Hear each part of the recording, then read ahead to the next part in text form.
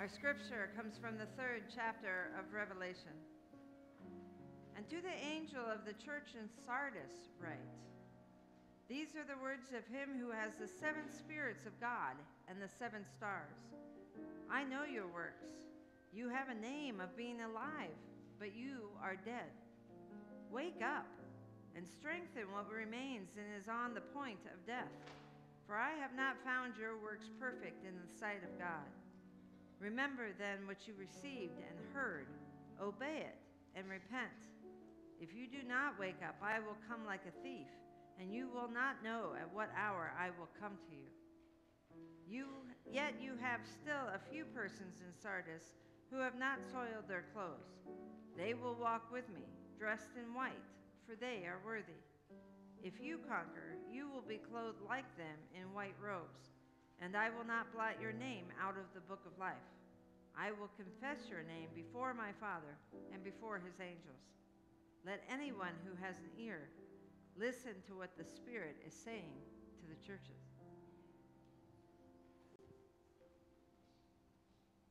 All right, I'd like to invite the children forward. This is Family Worship Sunday, so first part of my message is actually going to be a children's moment, so come on, don't be bashful. And as they're coming forward, will you please pray with me? May the words of my mouth and the meditations of our hearts be acceptable in thy sight, O Lord, our strength and our Redeemer. Amen. All right, let's come on up here. I've got a story to tell you. A wumdinger.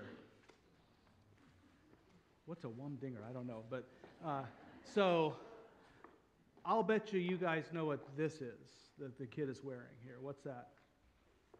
That's a helmet, right?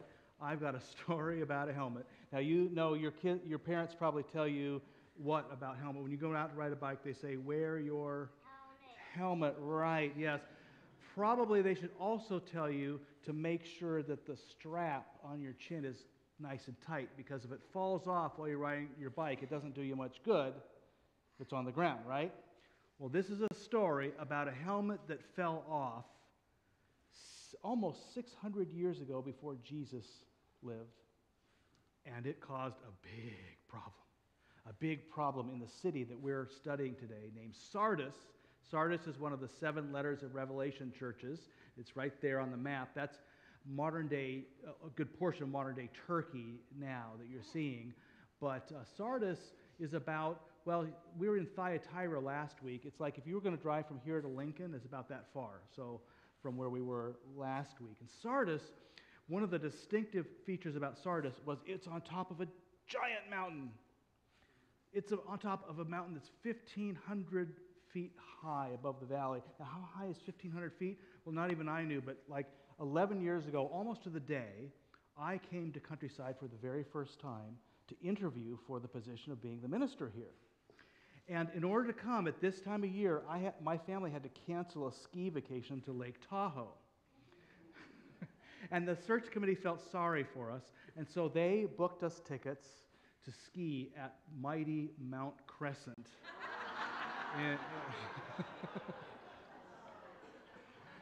And we were pretty excited. We saw the map, and it says, I don't know if you can read it, but it says elevation 1,500 feet. Well, what we didn't know is that Crescent City is already like 1,000 square feet above sea level, so that mountain's only 500 feet. So if you want to think about how high in the air the city of Sardis was, triple mighty Mount Crescent, and you've got how tall that was. It's kind of like Pergamum from a couple weeks ago, way up on top of about an equally high mountain, except Sardis had an advantage over Pergamum in that it was like sheer cliffs on every side.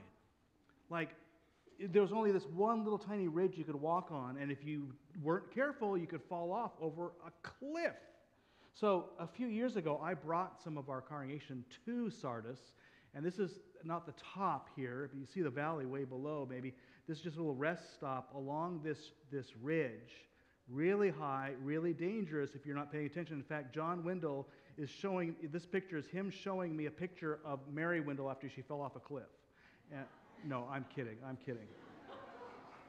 It was a different congregation member that fell off. Anyway, no, I'm kidding about that too.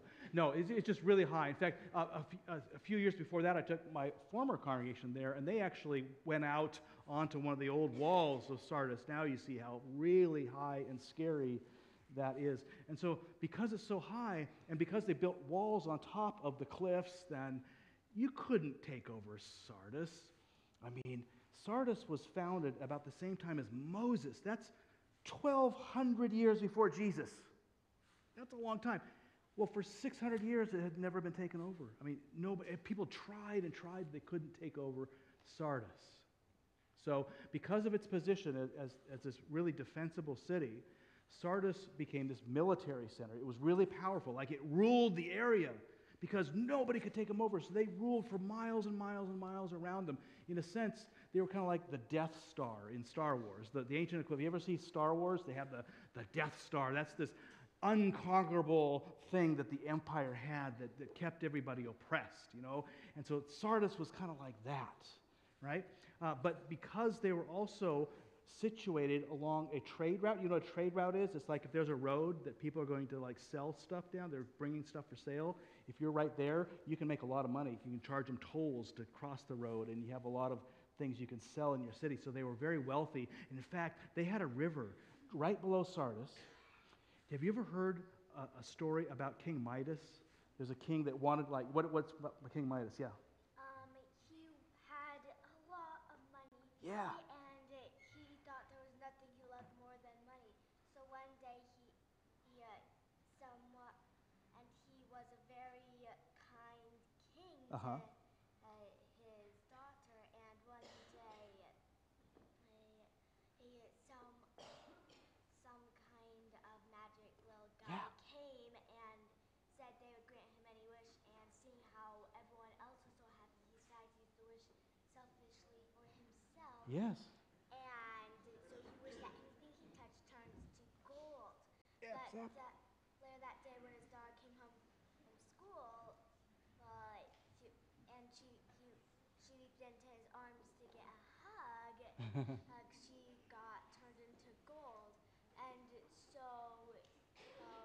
the little guy came back and was like, "See what you did now?" And so King Midas wished for that wish to be undone. Yeah. So everything went back to normal, and King Midas won. Yeah. I think we have a biblical scholar in our mix. Because while that story isn't in the Bible, it just relates to this. Because the very river that King Midas went to take away that gift of touching everything, it was the Pactolus River right below Sardis. And according to the legend, I mean, the river was full of gold. It had all this sand that was full of gold, so they were like really, really rich. In fact, you may not know the word Abu Dhabi, but your parents would know that word. That's a very wealthy city. Sardis was kind of like the Abu Dhabi of the ancient world, as well as being the Death Star, because they weren't just rich, they were filthy rich, had all the money they wanted. And filthy is actually a pretty good word for it. If this weren't Family Sunday, I might get into this a little bit more, but basically they were like the Las Vegas also. They were rich, powerful, and thought they were like the greatest in the world. And sometimes when you do that, you think like there's no rules anymore, you know, and they kind of were like that too. So this was Sardis. This was Sardis way, way, way long time ago. Now, what does this have to do with helmets, you may be wondering, right? Like I said, this is a story about helmets. Okay, well, let me tell you about helmets. Well, this guy, you see on the screen, his name is Cyrus the Great, or Cyrus the Persian. People recognize him maybe from the Bible because he's the one who, about 540 years before Jesus, he came in and he conquered the Babylonians who had the Jewish people in exile, and he freed them. So he's a big major figure in Judaism. But a few years before that, he was kind of like the military leader on the rise, and he wanted to take over the area like Sardis was in, all of Asia Minor. And so in order to take over that area, he had to deal with this Death Star city. That's the only way you could hold that territory, okay? Well, Cyrus was kind of like, if you're familiar with Star Wars, the Luke Skywalker of his day. If you've seen Star Wars, you know that the Death Star had one little weakness that nobody knew about, but Luke Skywalker found it out, and he was able to destroy the Death Star. Well, Cyrus, actually one of his commanders, was kind of like the Luke Skywalker. You see, he shows up on the very first day to lay siege to the city. He's right down in that valley. They're ready to take it over, try any way they can. Well, one of his commanders was looking up at the walls, way up there. You could barely see it, but there were guards along the walls. He was kind of trying to figure out a way up those steep hills and so forth, the cliffs. And he noticed, he saw one of the guards up there. In fact, he had a video camera on him. And so we actually have footage of what he saw up on the walls. Let's take a look real quick here.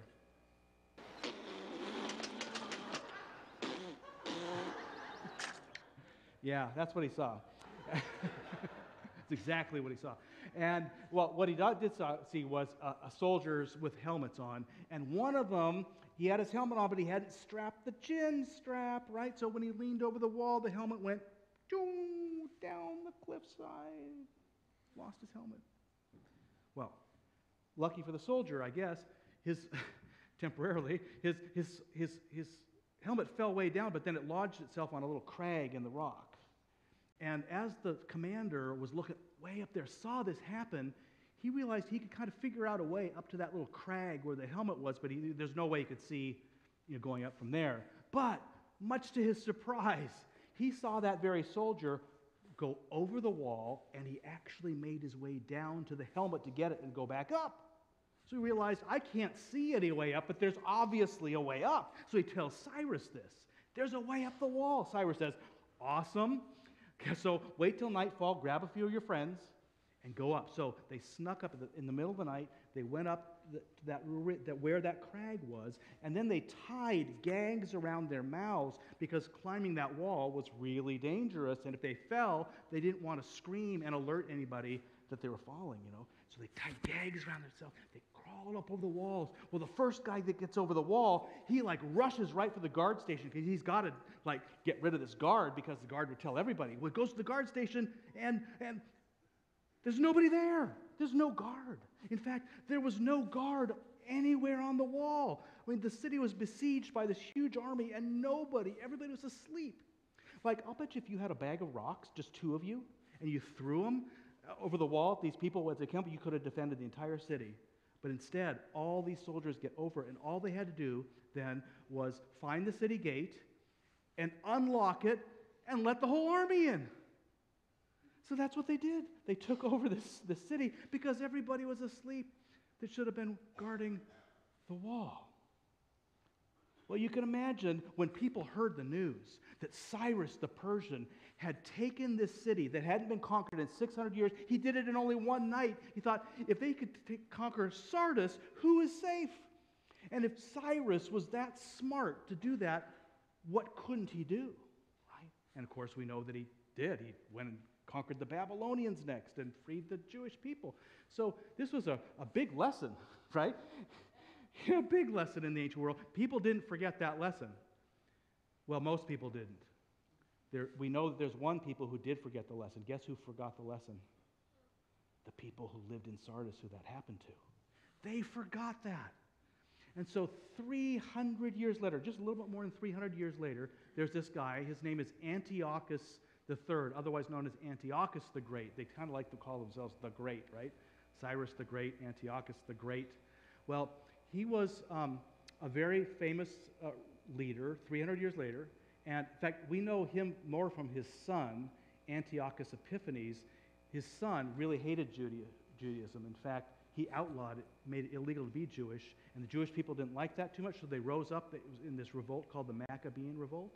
And we celebrate that every year. The Jewish people do in Hanukkah. You see the menorahs, they light the candles. That's the celebration. That's this guy's son who caused that whole thing to happen.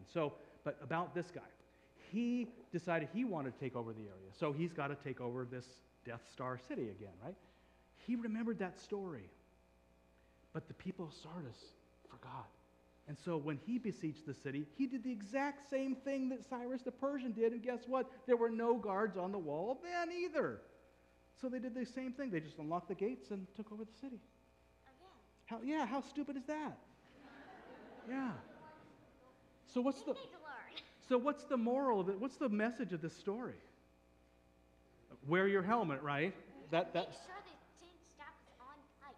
Make sure its chin strap is on tight, absolutely. And I would add one more thing to this story, and that's this.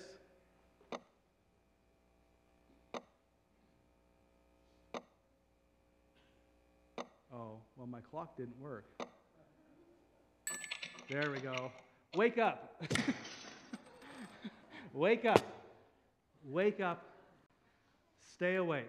Although it's not really, you could have 5 energy drinks and that wouldn't wake you enough to really wake up to what's important. It's really the message of the story is wake up to what's important. Like if an army is besieging you, you ought to stay awake and defend yourselves. You ought to pay attention to what's important and wake up to that. I think it's the people of Sardis who should have remembered that That's story. exactly If right. the rest of the world had forgotten it, then the Sardis would have been safe. Yeah, Just make sure you have at least one person on the wall at night. absolutely. That way they can scream. I think we have not only a biblical scholar, but a preacher in our midst. This is awesome. Yeah. All right. Well, that's all for now.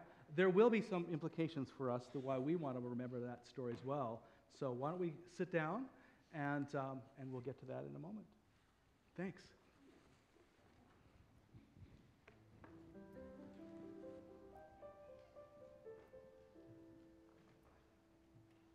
God don't make promises that He don't keep.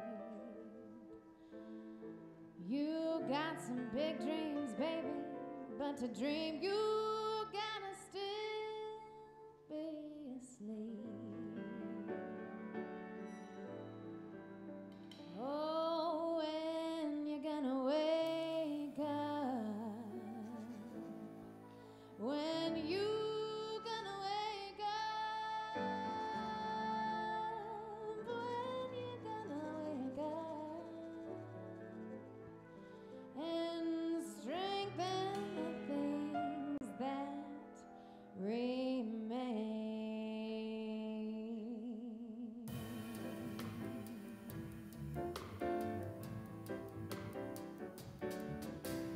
Counterfeited philosophies have polluted all your thoughts. Karl Marx has got you by the throat. Henry Kissinger still got you wrapped up in knots. When you gonna wake up? When you gonna wake up? When you gonna wake up? Strengthen the things that remain. Spiritual advisors and gurus to make you hold your breath. They give you instant inner peace, and every step you take it leads right down to death. When you gonna wake up? When you gonna wake up? When you gonna wake up and strengthen the things that remain.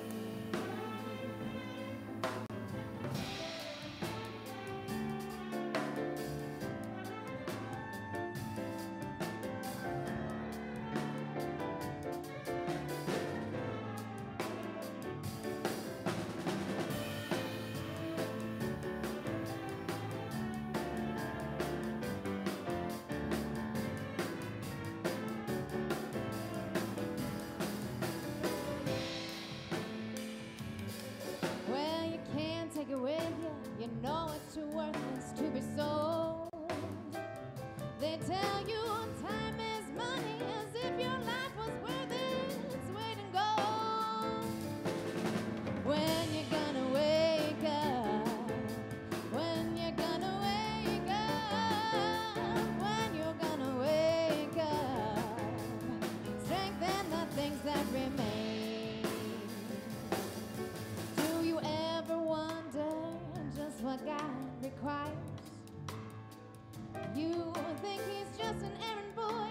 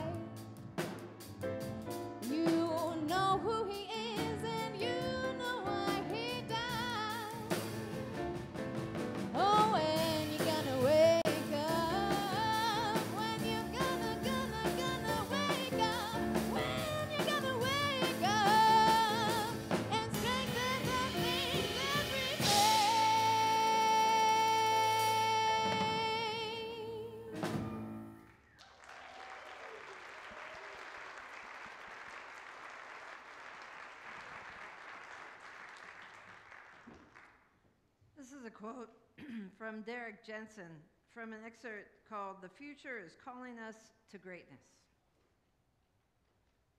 The people who come after us are not going to care how hard we tried. They're not going to care if we were nice people. They're not going to care if we signed petitions. They're not going to care if we voted Democrat, Republican, or Green. They're not going to care if we wrote really good books, even if they're Eric's. What they're going to care about is whether they can breathe the air and drink the water. They're going to care about whether the land can give them food that they can eat. That's the bottom line, always.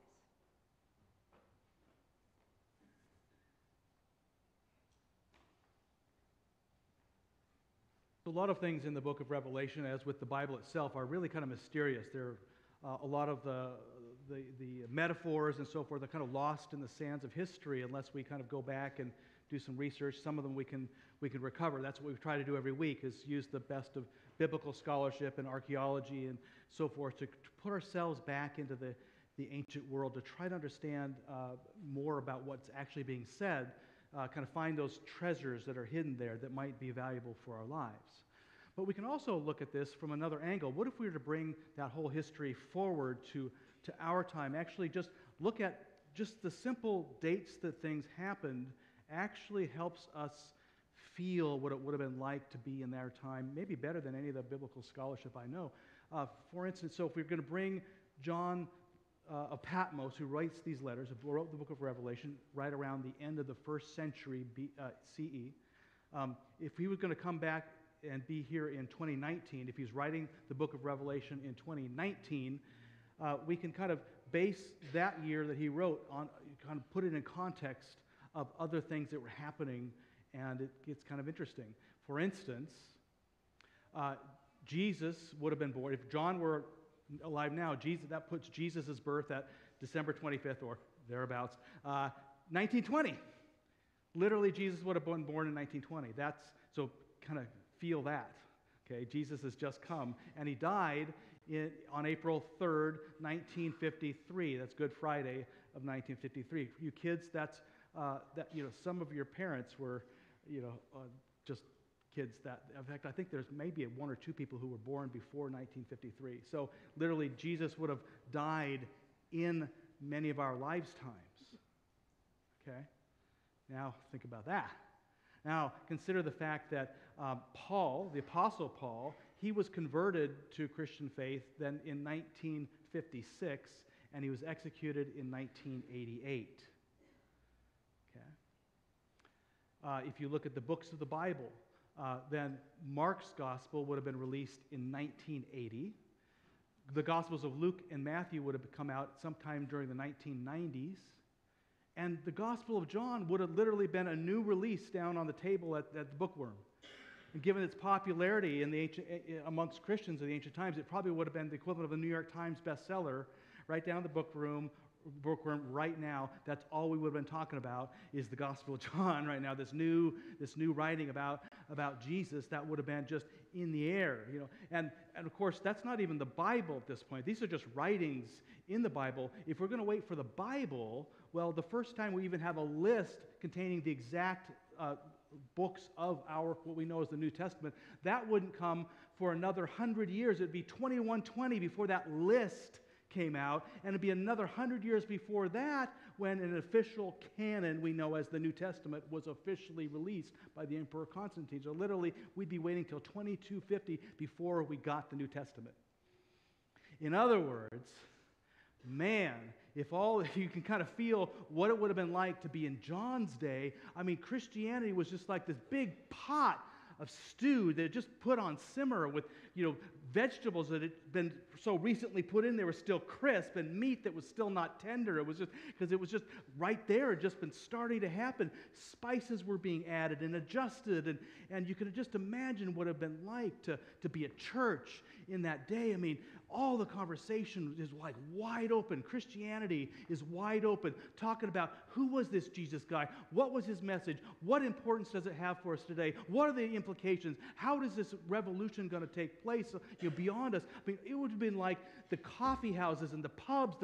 That would have been the topic of conversation amongst Christians. It's just like Christianity, Jesus, the way of life he talked about, debating endlessly about what that meant and who he was. I mean, that notion that Jesus was the Son of God, that wouldn't even be proclaimed until 450 years after Jesus came to God. I mean, all this is wide open, people discussing it.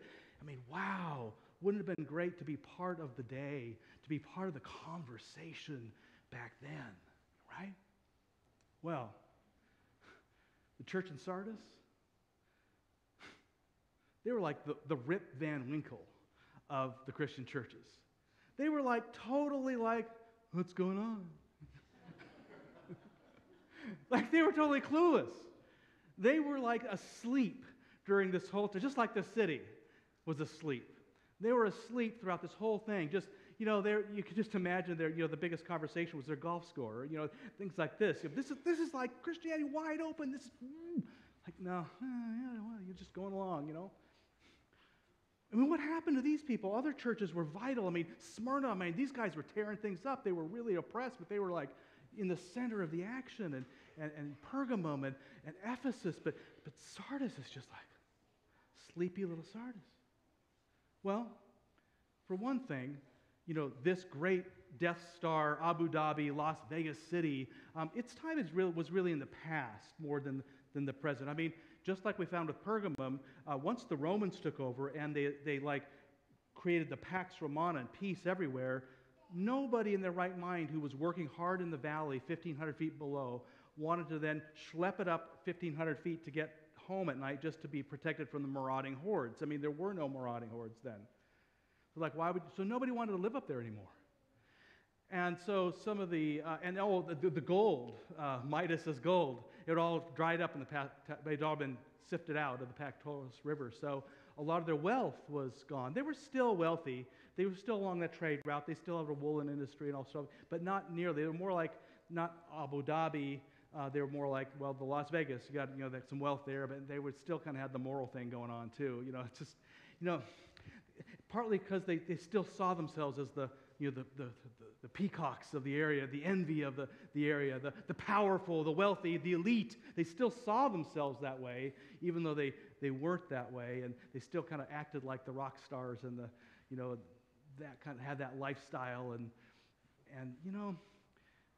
when you're in a church in a context like that, sometimes it's like being in the ocean as a fish. You kind of think that you're just kind of swimming along. You don't even aware of the water, but you're in the water. Like, what's water? When we're immersed in a culture that's kind of like that, a culture that thinks it's the greatest thing ever and that it's got the military might that makes them right, and it's got all this wealth that they can do anything they want, and because they can do anything they want, they got the might, then there are no rules for them, and so forth.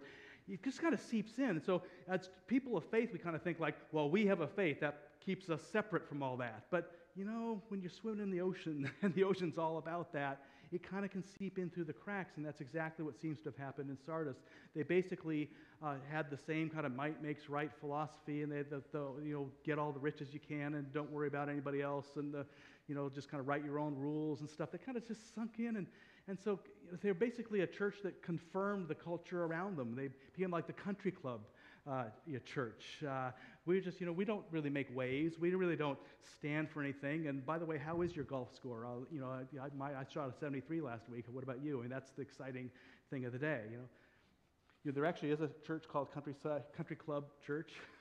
When Deb McCollister first called me on the search committee to ask if I was interested, she left a voicemail, and I thought she said, "I'm from Country Club Church." And I thought, why would I want to serve a church called Country Club Church? I must admit I didn't return the phone call. So if it weren't for her persistence, I wouldn't be here. So blame her, not me, for that. But they're just basically the sleepy little country club church in the middle of a revolution. Right? So the word, you can now hear the words of the Spirit of Jesus that John says he's transcribing here to the church. He says, I know your works. You have a name for being alive, but you're dead. Wake up. Wake up. And strengthen what remains is on the point of death. If you do not wake up, I will come like a thief, and you will not know what hour I will come to you. Showing that John knows clearly the words of Jesus when he talks about that in the Gospels, but also knows the history of Sardis and how that resonates. Come like a thief, you'll not know the hour. But there is a little message of hope for the Spirit knows that there's a few who have woken up. There's just a few. And then the message to those who haven't is this. He says, if you conquer, if you wake up, you will be clothed in white robes like these others. And I will not blot your name out of the book of life. I will confess your name before my Father and before his angels. If you're to kind of distill the essence of what that message is, it's like, I'll make you part of the stew. You'll be part of it. You wake up, you come alive to the revolution that's happened. You start to add your own opinions to that, and your own pushes and pulls and debates and so forth. You will start to season this stew like these other churches are doing. You will actually, the way you live your life, the way you interpret the way of life that I came to represent, all that will actually feed you and others well beyond you. You'll become part of this whole thing. So he didn't give up on these people who had not woken up. He just said, hey, wake up. You can still be part of the recipe. Otherwise, you won't be. And what will you be then? Well, wouldn't it have been great to live back then? It's too bad that there really haven't been a lot of change in the last century here or much going on in our country, our world. Our world's pretty much just stays the same, and nothing new really happens. And the Spirit really doesn't, it's talked back then, but, Christianity pretty much worked out all its issues back in the biblical times about women's roles in society, about gay and lesbian, bisexual, transgender people, and race issues, and all those things were pretty much worked out then. It's too bad, there isn't more today that we could kind of work on here. Too bad we couldn't meet at those pubs and debate Christianity and its meaning and so forth, and too bad, really, the way we live our lives won't really have significance on the future. Well, if you believe that the Christian faith isn't every bit as much as alive, and vital, and potentially revolutionary in our time as it was then, I say you're dreaming. If you think that the issues that we face and we debate right now, and that the Spirit isn't talking right now and inviting us as Christians to process this, to debate it, and to work new wonders in our world, if you think that was over and done with, I would suggest you stop hitting the snooze button. And if you think that the way we live our lives in our day and the decisions we make as Christians in our world that may counter the way society works, if you think that the way we live our lives will not have effects on our children and their grandchildren and their descendants for centuries to come, well, Dr. Elness has a prescription for you. Take 5 energy drinks and a Bible and call me in the morning. Amen.